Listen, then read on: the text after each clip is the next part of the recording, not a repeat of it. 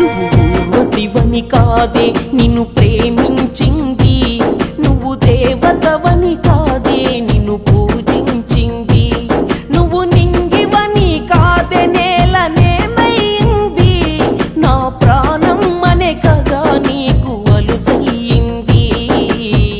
రాతలో లేని రాధమ్మ చెప్పలేను